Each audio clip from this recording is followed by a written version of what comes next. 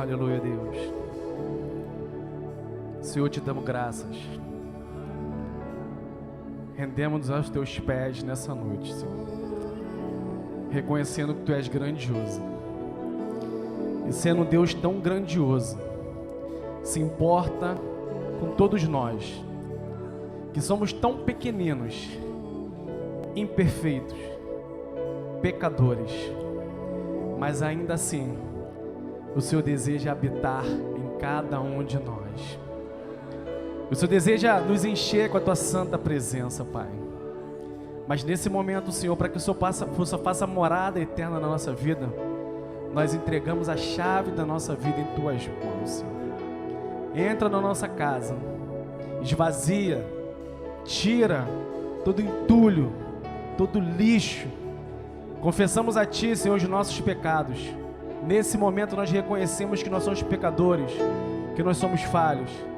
Se não fosse a Tua misericórdia, nós seríamos fulminados, nós seríamos queimados pela Tua glória.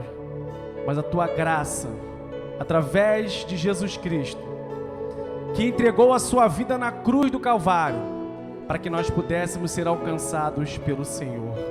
Muito obrigado, Senhor, porque nós não merecíamos tal sacrifício, nós não merecíamos tanto amor, mas muito obrigado, Senhor. Por mais que nós venhamos a Te louvar, por mais que nós venhamos a abrir nossas bocas, nunca chegará ao tamanho da grandeza do Teu amor por cada um por nós. Muito obrigado, Senhor. Nós estamos aqui nessa noite em adoração na Sua casa.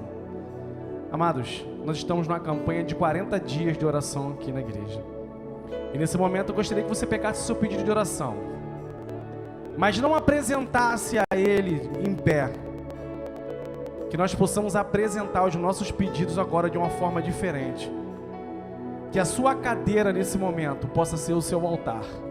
E você possa se ajoelhar e apresentar não somente os seus pedidos, mas também a sua vida. Eu quero orar pelos enfermos, quero orar pelos cativos, quero orar por quem entrou pelaquela porta ali, oprimido pelo diabo. Hoje Jesus está presente neste lugar. Aproveite a visitação do Senhor Jesus e abra a sua boca nesse momento. Pai, em nome do Senhor Jesus, ó Deus, nós entramos na Tua santa presença, Pai amado, para entregar nossas vidas diante de Ti e reconhecer que nós somos pecadores, que nós somos falhos e que sem Ti nós não conseguimos ou fazemos nada, Senhor. Ó Deus, muito obrigado, Senhor, pela Tua graça, pela Tua misericórdia, que através do Seu Filho Jesus Cristo, Senhor, na cruz do Calvário, Senhor, nos alcançou. Através do Seu sangue nós fomos lavados e remidos, Senhor, e hoje estamos reunidos na Sua casa para fazer um memorial desse sacrifício ao Senhor. O Seu corpo que foi partido, foi transpassado, o Seu sangue que foi derramado, ó Deus, por amor a cada um de nós. E nós nesse momento, Senhor, em adoração a Ti, nós entregamos a nossa vida ao Senhor e apresentamos diante de Ti, Senhor, essas letras, essas palavras, essas lágrimas, esse balbuciar de lábios, esse joelho dobrado, Senhor, para que o Senhor venha em nome do Senhor Jesus. Não dá aquilo que nós queremos, mas aquilo que nós precisamos da parte do Senhor. Ó Deus, traz a cura, traz a libertação. Começa em nós, Senhor, a Tua grandiosa obra, o Teu avivamento. Começa a transformação da nossa vida, Senhor, de dentro para fora, para que nós possamos exteriorizar, ó Deus, a Tua graça. Ó Deus, que as pessoas possam ver em nós, Deus, o agir e o fluir do Teu Santo Espírito, Senhor. Nós estamos humilhados diante de Ti, ó Deus, na Sua casa, prostrados diante do Senhor, rendido aos Teus pés, Senhor. Ó Pai amado, sem esboçar qualquer reação, reconhecendo que o Senhor é dono de tudo, o Senhor é o dono de todas as coisas. A nossa família, a nossa vida, a Ti pertence. E tudo o que nós temos, Senhor, foi pela Tua misericórdia e pela Tua graça. Nós somos mordomos de tudo aquilo que o Senhor tem nos dado, Senhor. Ó Deus, te agradeço por tudo. Eu quero te pedir em especial agora, ó Pai, pelos enfermos, pelas pessoas que entraram doentes por essas portas. Ó Deus, a Tua palavra nos afirma que a Tua casa será chamada casa de oração. E nós cremos no poder da oração, Senhor. Se não fosse assim, Senhor, nós não estaríamos nesse propósito de 40 dias, clamando a um Deus vivo, que responde às orações. Um Deus que se importa com um ser tão fraco que somos nós. E nesse momento, Senhor, nós queremos já te agradecer pela cura que será dispersa neste lugar, que será liberadas neste lugar. Pessoas chegaram aqui com dor de cabeça, ó Deus, com dor na coluna, ó Deus, com dor no corpo. Que o Senhor possa tocar agora, Pai, por favor, em nome do Senhor Jesus. Vai curando, vai libertando, vai restaurando. E mal, em nome do Senhor Jesus, pega as suas coisas agora e sai, em nome do Senhor Jesus, Pai. A Ti oramos nessa noite, apresentamos a Ti os nossos pedidos mais uma vez. Que o Senhor possa estar contemplando, que o Senhor possa estar nos abençoando, Senhor, em nome do Senhor Jesus, amém. Graças a Deus. Você pode ficar, igreja? Você pode ficar de pé, igreja?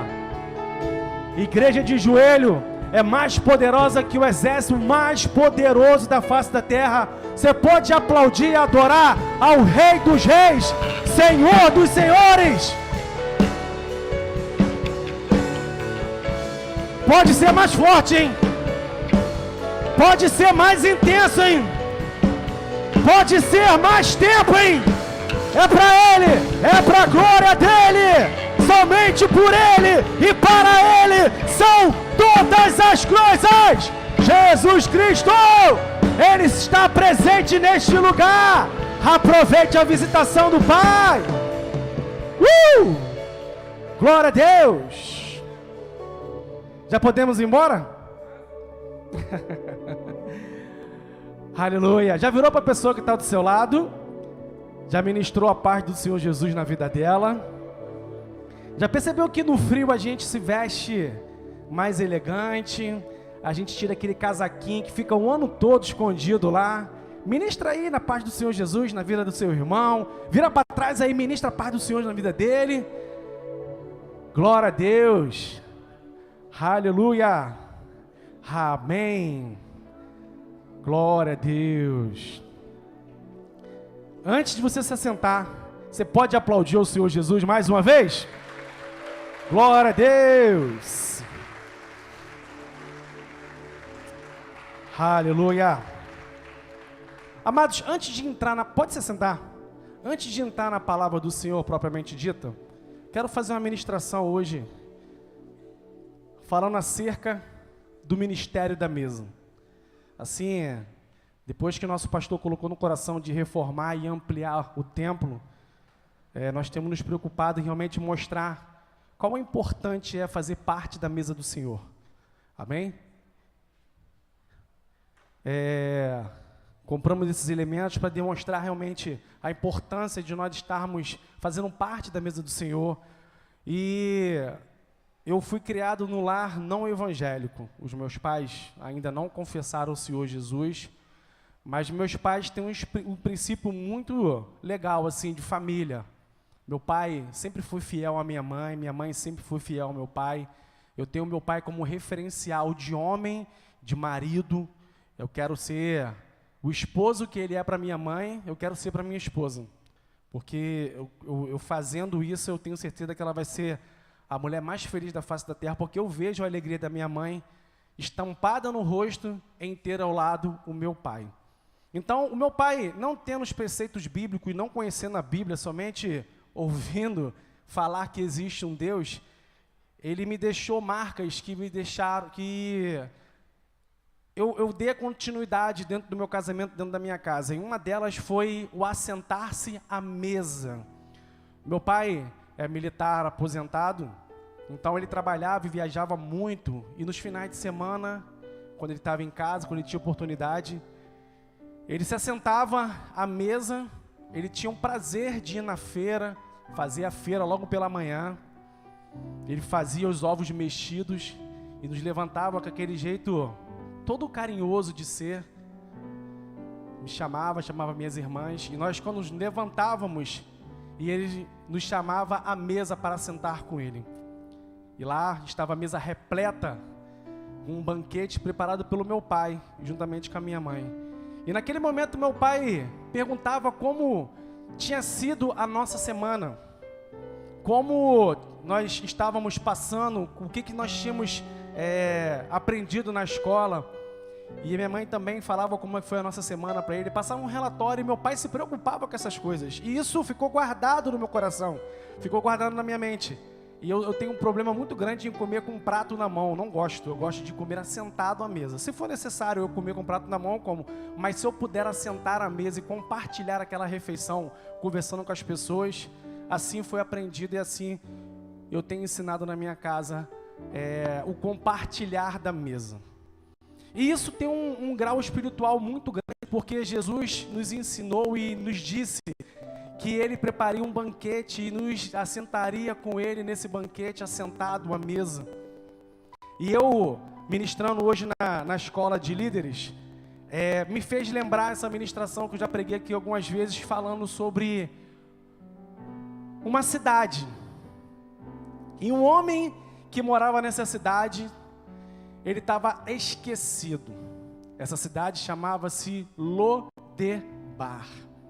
Uma cidade, quando as pessoas ouviam falar que algumas pessoas moravam nesse lugar, já olhava meio que diferente, porque nenhuma coisa boa vinha daquele lugar, ou as pessoas que moravam naquele lugar tinham uma boa reputação.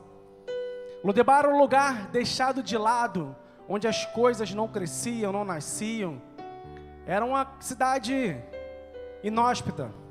E lá morava um homem que, quando era criança, levado pela sua ama, fugindo de uma guerra, foi deixado cair do seu colo. E através dessa queda, tornou algo muito infeliz na vida dele. Ele veio ficar aleijado. E esse homem era filho de uma grande autoridade, a qual seu pai tinha sido filho de rei.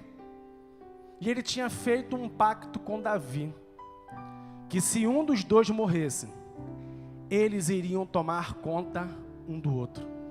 A história se passou e Deus permitiu que Davi chegasse ao trono. E naquele momento, Deus fez Davi lembrar daquele pacto que ele tinha feito com Jonatas. E mandou perguntar: ainda existe alguém da casa de Saul para que eu possa agir com benevolência?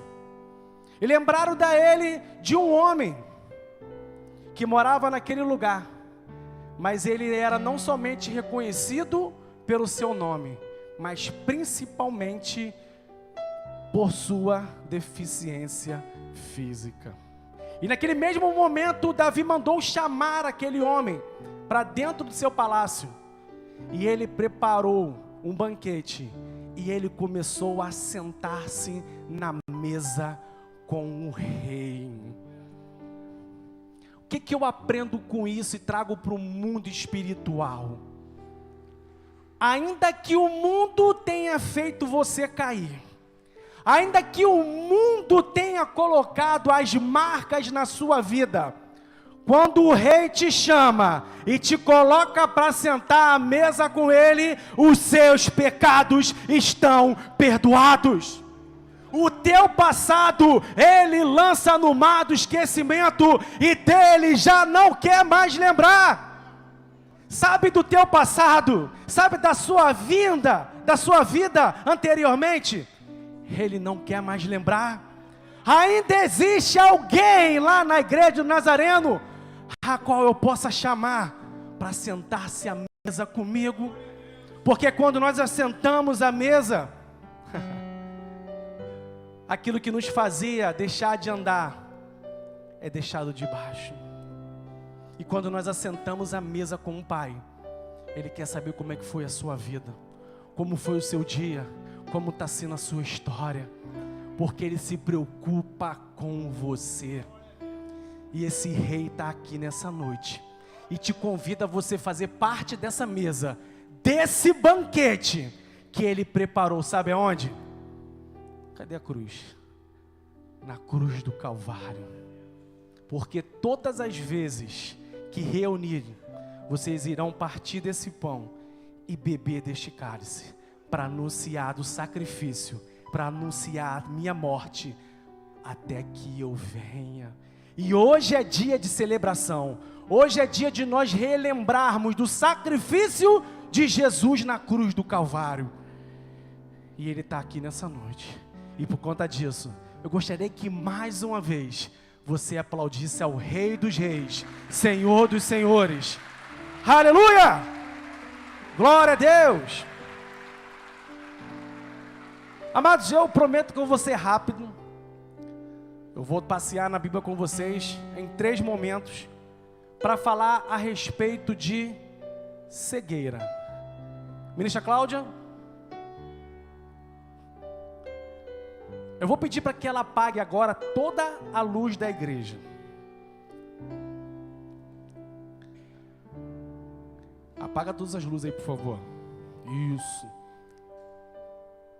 Tem como apagar aqui?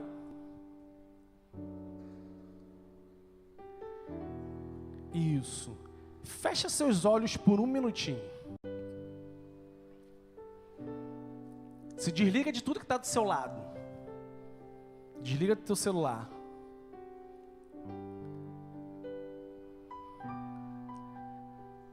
Agora abra os seus olhos. A ausência de luz em nossas vidas faz com que as trevas sejam prevalecidas.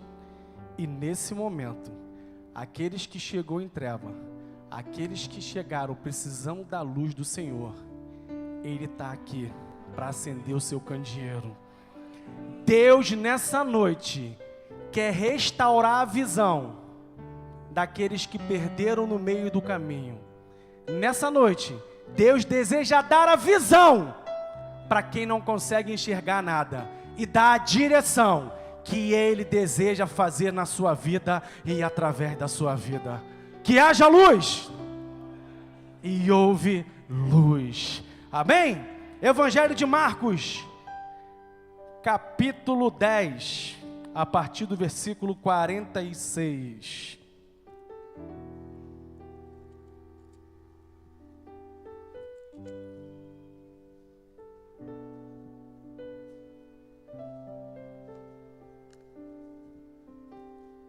Todos acharam?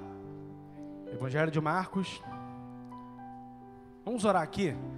Pai, em nome do Senhor Jesus, eu preciso ser usado pelo Senhor mais uma vez. Ó Deus, usa a minha vida, usa a minha voz, mas principalmente dá-me unção, para que quando eu abrir a minha boca, venha o Senhor a falar através da minha vida. Que hoje haja conversão neste lugar, que haja batismo com o Espírito Santo, mas principalmente as pessoas saiam desafiadas a cumprir o teu propósito, Senhor, proposto na tua palavra. A ti eu oro nessa noite em nome do Senhor Jesus. Amém, graças a Deus. Diz assim a palavra do Senhor a partir do versículo 46. E foram para onde? Acompanha comigo aí, irmão. E foram para onde? Jericó. Quando ele saía de Jericó, juntamente com os seus discípulos e numerosa multidão, Bartimeu, o que ele era? E, irmão, não bastasse o homem ser cego, também ele era o quê? Mendigo, morador de rua. Filho de Timeu, estava sentado à beira do... Já percebeu que as pessoas, quando têm deficiência visual e são moradores de rua, elas se tornam pedintes. Elas não têm a quem pedir, elas ficam falando ao vento, designados por pessoas que às vezes direcionam ela para multidão, para que ela possa pedir alguma coisa. A situação desse homem não era diferente nos tempos de Jesus. Ele, além de cego, era morador de rua.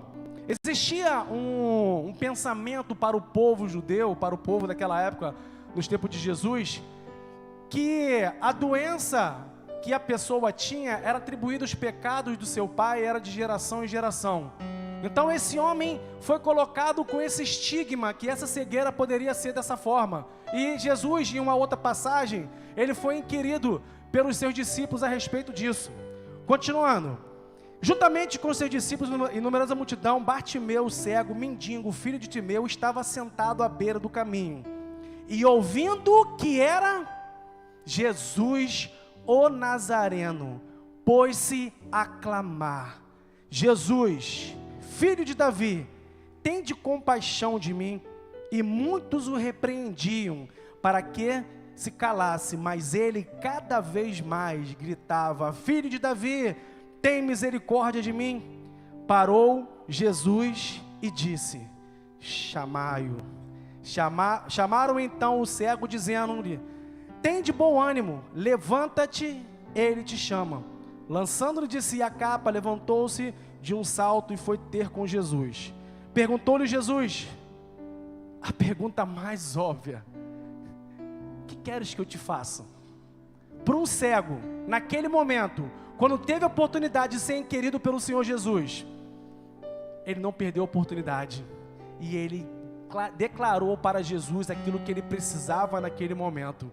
Ele falou assim: mestre, que eu torne a ver. Então Jesus lhe disse: vai, a tua fé te curou. Amém? Não, amém. A tua fé te... E imediatamente tornou a ver e seguia Jesus estrada fora. Amados, 3 atitudes que esse cego demonstrou nessa passagem que chamam a atenção. Venha comigo. Primeiro, ele sabia quem era Jesus. Ainda que ele não enxergasse, mas quando ele perguntou para a multidão quem se aproximava, as pessoas falaram assim: é Jesus. Naquele momento ele aproveitou a oportunidade que Jesus estava passando e não se calou. Ele começou a gritar e declarar e reconhecer a autoridade de quem poderia fazer algo para a vida dele. E eu quero te dizer nessa noite, em nome do Senhor Jesus, se você chegou aqui cego, sem perspectiva de visão nenhuma do seu futuro, da sua vida ministerial, eu quero te dizer nessa noite que Jesus está passando aqui neste lugar e deseja te dar visão, deseja restaurar a tua visão. Se você um dia tinha uma visão de fazer tantas coisas para Deus, mas na caminhada com o Senhor Jesus, você foi ferido, aonde você esperava mais acolhida, te viraram as costas, e você nesse momento está condoído, está triste, mas eu quero te dizer nessa noite que Jesus vai ter um encontro, e deseja restaurar aquilo que um dia o diabo intentou tirar da sua vida. Aquilo que Deus te deu, Satanás vai tentar tirar ou te parar de qualquer forma, mas eu quero te dizer, em nome do Senhor Jesus, aquilo que Deus te deu, somente Ele pode tirar, e o diabo vai tentar te atrasar, mas Ele não vai tirar. Amém? Glória a Deus. Aí ele fala assim: Jesus, filho de Davi, tende compaixão de mim. Eu imagino que as pessoas que estavam acompanhando, a multidão que estava acompanhando o Senhor Jesus, não conhecia ao mestre tanto quanto aquele homem o conhecia, porque ainda sem enxergar fisicamente, ele não quis saber. Ele deve ter ouvido falar que Jesus estava operando maravilhas e milagres. Ele teve fé, porque ele era um bem-aventurado, porque a palavra do Senhor nos afirma: mais bem-aventurado aqueles que não viram, mas... Amados, não precisa Jesus se materializar aqui na igreja para você ter fé, não. Ele é o autor e o consumador da nossa fé. Basta nós crermos que Ele vai fazer em nome de Jesus.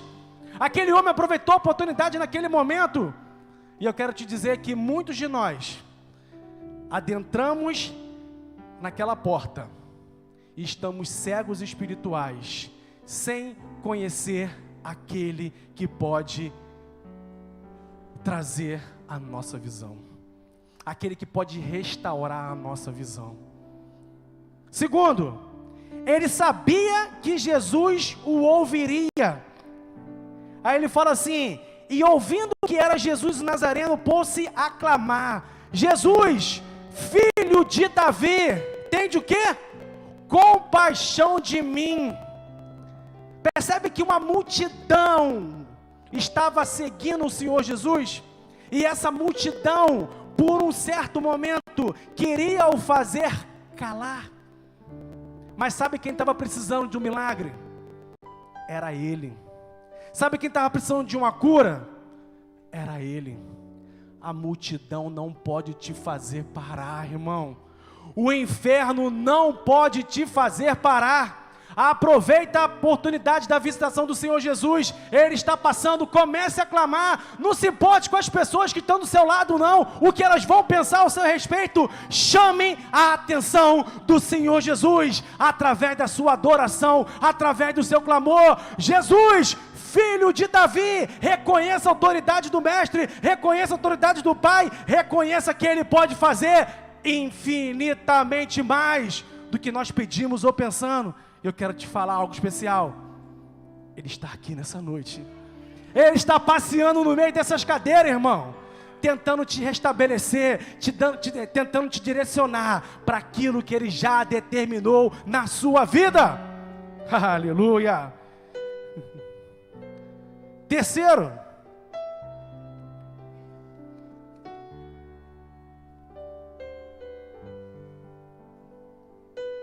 ele sabia que Jesus poderia curá-lo. Porque quando Jesus o questionou: o que queres que eu te faça? Naquele momento ele não titubeou. Ele aproveitou a oportunidade. O que você veio buscar da parte de Deus aqui nessa noite? O que você gostaria que Jesus fizesse na sua vida? Eu costumo dizer lá para a minha célula que nós devemos ser específicos nas nossas orações, ser constante nas nossas orações. Quantos aqui desejam um carro? 0. Entra na fila, irmão. Diguinho, 0 lá entrando na tua garagem? Aleluia. Quem deseja aqui ter uma casa própria? Aleluia. Para os jovens aí, casamentos abençoados, filhos abençoados, empregos abençoados. Eu tenho ido a alguns casamentos, em algumas pessoas aqui da nossa igreja, e tem uma hora que o noivo fala para a noiva algumas coisas que eu aprendi agora no último casamento, que o beijo é igual chamar cavalo. Quem estava lá sabe. Sabe como é que é? Gente, eu sou péssimo com contar piada, mas rico mesmo, ajuda aí, pô. Cara, eu me escangalhei de rir. Eu tive que sair da cerimônia para rir. Mas o que me chamou a atenção naquele contexto foi que as meninas sempre oram a Deus específicos de como elas gostariam que os seus maridos fossem. E Deus fez ainda mais. Em alguns até o seu aspecto físico. E eu falei, caramba, que bênção. Imagina se minha esposa não tivesse orado especificamente por mim. Ai, que bênção. E com o passar do tempo, irmão, é isso que se chama amor. A gente vai ficar mais gordinho, amém? O telhado vai começando a cair, os cabelos vão ficando brancos, mas a gente tem jeito. Enfim, a gente poderia apresentar um monte de desculpa, apresentar um monte de alternativas, mas sejam específicos em suas orações. Senhor, eu quero que minha célula até o final do ano se multiplique 100 vezes, em nome de Jesus. Eu quero que a minha casa seja uma casa chamada a célula maior da igreja. Que engarrafamentos de carro possa ter na minha rua, de tantas pessoas que o Senhor vai enviar para as minhas células, em nome de Jesus. São coisas específicas. Senhor, eu quero um carro do ano. Milhares de carros do ano que a gente tem aí, gente. Qual cor? Alguém fez uma oração que muito me abençoou alguns anos atrás, falando assim: que o meu marido ame mais a Deus do que a mim. Porque se ele amar a mim mais do que a Deus, eu não sou merecedor dele. Caramba, isso... Glória a Deus por isso.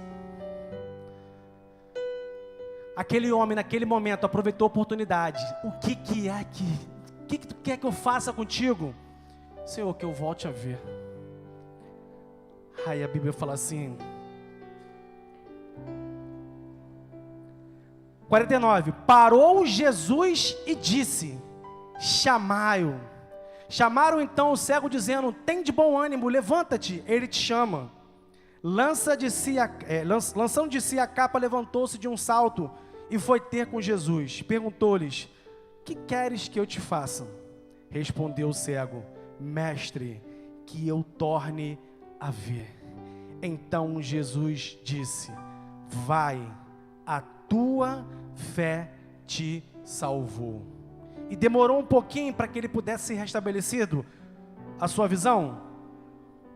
Quando foi? Imediatamente. Eu quero te dizer que hoje o seu milagre pode chegar na sua vida, em nome do Senhor Jesus. As escamas dos seus olhos podem cair agora, e aquilo que te impedia de te enxergar o novo de Deus, o renovo de Deus na sua vida, pode cair agora na sua vida, em nome do Senhor Jesus. Eu dei um tema para essa mensagem. Se fosse ter um tema, né? O Deus que dá vista aos cegos, Ele está aqui nessa noite. Aleluia. Quero que você ande comigo agora, volte um pouquinho, em Marcos 8, 22.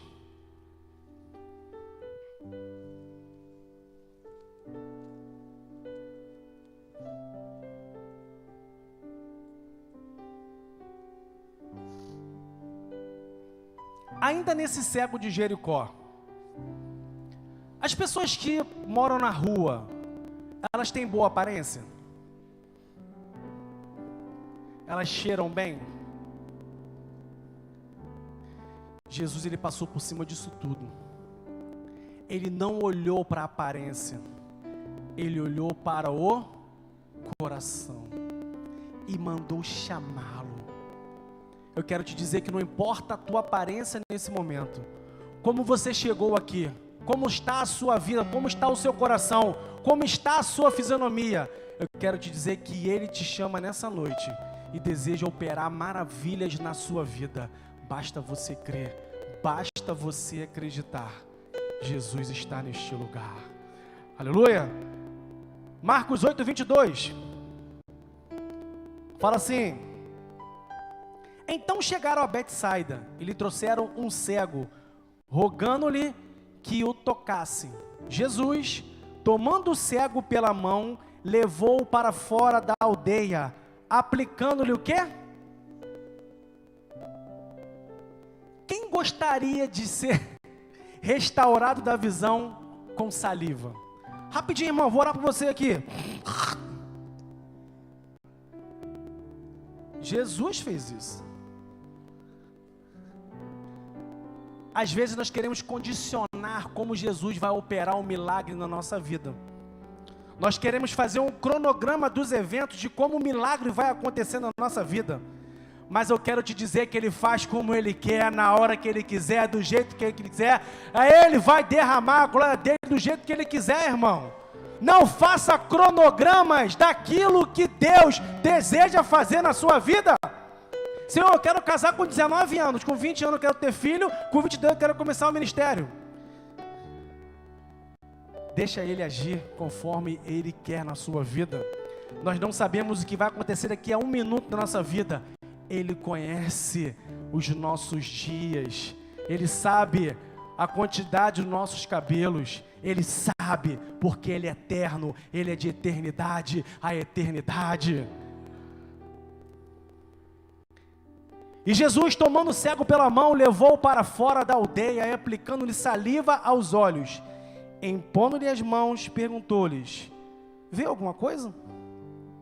Então, recobrando a vista, respondeu: vejo homens, porque como árvores vejo andando. Então, novamente lhe pôs as mãos nos olhos, e ele, passando a ver claramente, ficou restabelecido, e tudo distinguia de modo perfeito. E mandou Jesus embora para casa, recomendando-lhe que não entre na aldeia. Volta comigo no versículo 22. Fala assim: então chegaram a Betsaida e trouxeram o cego, rogando-lhe que o tocasse. 23. Jesus, tomando o cego pela mão, o que ele fez? Foi para fora da cidade. Preste atenção comigo aqui. Tem pessoas que estão vivendo em ambiente, em lugares, que elas estão cegas espiritualmente pelo lugar que elas estão convivendo. As pessoas com quem elas estão se relacionando a impede de enxergar aquilo que Deus deseja fazer na vida dela. Nesse contexto, eu posso aplicar nessa noite aqui que Jesus sabia da condição daquele homem e o pegou pela mão e tirou daquele lugar que estava impedindo ele de enxergar. Eu quero te dizer nessa noite, em nome do Senhor Jesus, muitas das vezes o lugar e as pessoas com que você estão convivendo impede de você enxergar de um futuro melhor, de ter a fé inabalável, de enxergar como Deus deseja enxergar através da sua vida. As pessoas com quem você se influencia, as pessoas que te direcionam para alguma coisa, podem estar impedindo o seu crescimento na presença de Deus. Jesus, ele fez algo muito interessante. Ele pegou saliva e colocou, e aquele homem ainda estava com uma visão meio turva, e Jesus falou assim: você já voltou a enxergar? Não, eu vejo homens como árvores.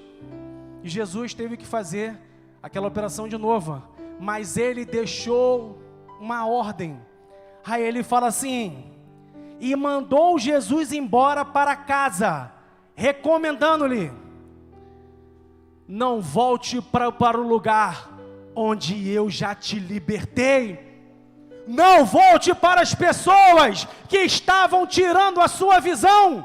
Não volte para o relacionamento que estava impedindo o meu agir na sua vida. Quantos creem nessa palavra aqui em nome do Senhor Jesus? Amados, conviva com pessoas que te dão visão além do alcance. Eu fico muito abençoado quando o nosso pastor testemunhou aqui umas 5 milhões de vezes na compra do nosso prédio, sobre a visão que ele não estava tendo, e ele pediu emprestado o binóculo do seu pastor, para que ele pudesse enxergar da forma que o pastor dele estava enxergando. Você não está enxergando nada nesse momento? Começa a caminhar com pessoas que enxergam além do alcance, com pessoas que conseguem ver o bem em meio ao mal, que conseguem ver coisa boa em meio ao caos. Faça um relatório da sua vida. Com quem você está se relacionando? Te desafia a crescer? Te desafia a orar?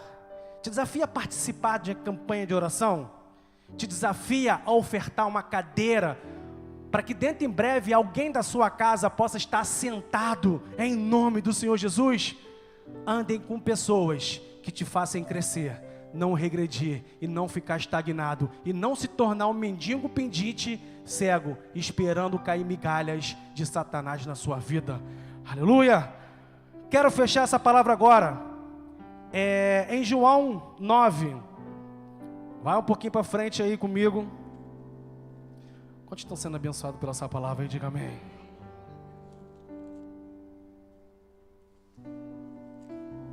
Pastor Rodrigo.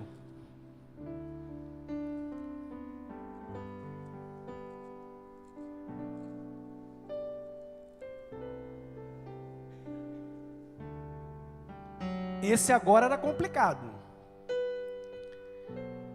Esse agora era um cego de nascença. Lembra que eu pedi para apagar a luz aqui?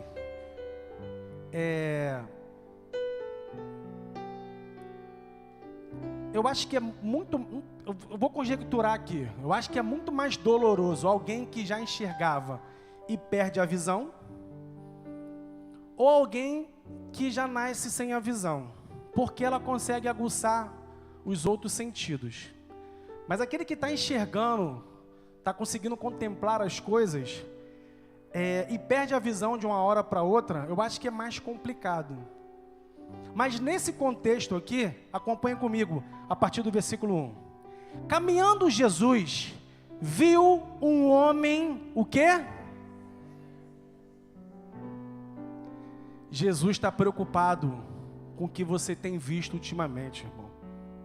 De como está a sua visão, de como você está enxergando as coisas. Ele passando, ele consegue contemplar a cada um de nós. Ele consegue nos enxergar no meio da multidão. Ele consegue nos enxergar onde menos nós pensamos que ele poderia ver, porque ele está em todos os lugares, porque ele é onipresente. Ele está em todos os lugares que ele deseja estar. E fala assim a palavra do Senhor: e os seus discípulos perguntaram: mestre, quem pecou, este ou seus pais, para que nascesse cego? Versículo 3, respondeu Jesus: nem ele pecou, nem seus pais, mas foi para que se manifestem nele as obras de Deus. É necessário que façamos as obras daquele que me enviou, enquanto é dia, a noite vem, quando ninguém pode trabalhar. Enquanto eu estou no mundo, eu sou a luz do mundo. Lembra que Jesus, na passagem anterior, ele cuspiu e lançou no olho do cego? Agora, olha o que ele faz agora. Dito isto, cuspiu aonde? E fez um lodo, irmão. Fez, ó. Lembra que eu falei para vocês? Não agendem como será o seu milagre com Jesus. Só fique na expectativa que uma hora vai acontecer. Se ele vier com lodo, sem lodo, com saliva, sem saliva, importa que ele vai chegar. Aí ele fala assim, versículo 6, dito isto, cuspiu na terra e tendo feito lodo com saliva, aplicou-lhe aos olhos, dizendo, vai, lava-te no tanque da onde? Que quer dizer enviado. Ele foi, lavou e voltou. Tem alguns milagres que Jesus faz imediatamente. Amém? O anterior, Jesus imediatamente recobrou a visão daquele cego. Mas nesse aqui, foi necessário que ele fosse ao tanque de Siloé. E quando voltou, ele voltou vendo. Tem muitos milagres que Jesus vai fazer na nossa vida, que nós só precisamos obedecer. É só estar ligado de como ele vai proceder, para que nós possamos cumprir. E quando nós cumprimos, o nosso milagre vai chegar. A nossa visão vai ser restabelecida, e aquilo que nós não conseguimos enxergar, vai ser nítido diante os nossos olhos, quando nós cumprimos a vontade do Senhor.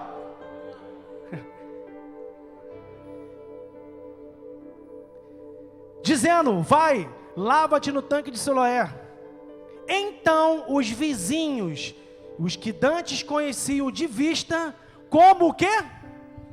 Mendigo, perguntaram, não é este que estava sentado pedindo esmola? Segura essa aqui agora. Quando Deus começar a te usar poderosamente, os teus vizinhos não irão te reconhecer. Os dentro da sua casa vão ver que você está diferente. Sabe por quê? porque Deus mudou e restaurou a sua vista. O seu andar e o seu proceder vai se tornar diferente. Você vai começar a enxergar como homem e mulher de Deus, como os profetas do Senhor. E as pessoas vão questionar: não é o Genesi, aquele que era cego e mendigo, hoje se tornou um homem de Deus? Receba essa promessa aqui nessa noite, em nome do Senhor Jesus. A tua vida vai mudar, o teu opróbrio vai acabar. Jesus está neste lugar e a tua visão irá se restaurar, em nome do Senhor Jesus. Ele está aqui neste lugar, irmão. O filho de Davi, ele está aqui neste lugar. Uns diziam: é ele, os outros não, mas se parece com ele. Ele mesmo, porém, dizia: sou eu, sou eu. Ele mudou a minha história, ele mudou a minha vida, ele me tirou do opróbrio. Eu estava esquecido em Lodebar, mas ele me chamou para sentar-se à mesa com ele. Eu me tornei um dos príncipes da casa do Senhor. Sabe quem é? É o Deus que muda história, é um Deus que faz milagres, é um Deus que faz maravilha. Ele está aqui neste lugar, irmão. Aleluia. Respondeu ele: o homem chamava-se Jesus, fez o lodo, untou-me os olhos e disse-me: vai ao tanque, levanta-te. Eu fui e lavei-me. Meu irmão, e agora eu estou vendo. As autoridades vão te perguntar o que aconteceu na sua vida. Eu não sei o que aconteceu, eu só sei que Jesus mudou a minha vida. Eu era pecador, eu era falho, eu era um adúltero, eu era um beberrão, eu era um viciado, mas Jesus mudou a minha história, Ele mudou a minha vida, Ele me tirou do opróbrio. Ele está aqui nessa noite, irmão. Ele deseja restaurar a tua visão. Ele deseja te colocar em lugares que você nunca imaginou que você poderia estar. Mas é para quando você estiver lá em cima, você se lembrar da onde Ele te tirou, para onde Ele vai te levar, para que você possa se lembrar e resgatar outros da mesma situação, e possa se assentar ao seu lado e falar: foi Deus que fez. Fica de pé, igreja, em nome do Senhor Jesus. Enquanto nós ministramos aqui esse louvor, eu gostaria que você saísse do seu lugar, mas não emocionado pela palavra, mas desafiado a ter visão e a ser restaurado daquilo que Deus deseja fazer na sua vida. A sua visão vai ser restaurada nessa noite. Sai do seu lugar, venha para o altar. Aqui é o seu lugar. Pode vir, irmão.